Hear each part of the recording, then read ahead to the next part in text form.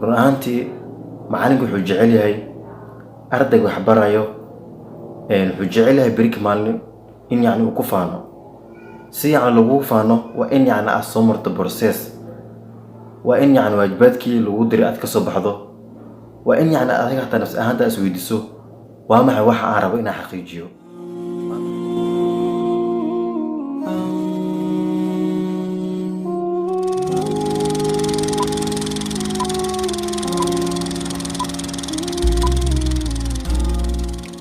السلام عليكم ورحمة الله وبركاته.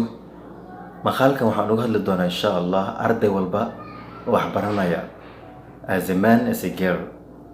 wuxuu u baahan yahay waxay tahay motivation wax la yiraahdo waa dhiirigelin.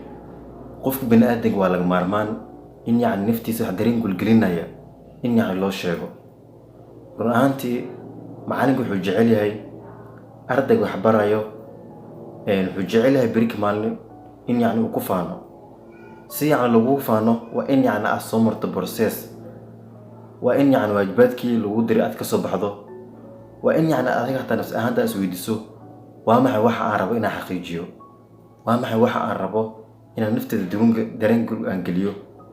qofka bini'aadamka mararka qaar inuu su'aalo noocaas oo kale is weydiiyo waa laga maarmaan.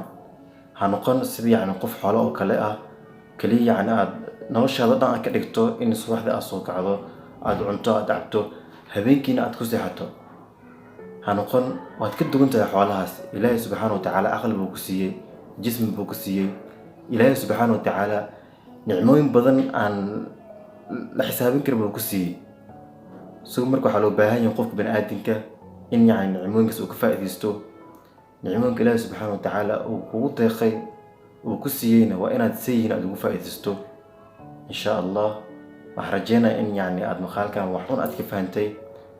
waxaan ku kulmi doonaa maqaalka xigo hadduu Ilaahay idmo. sidaas iyo nabadgelyo.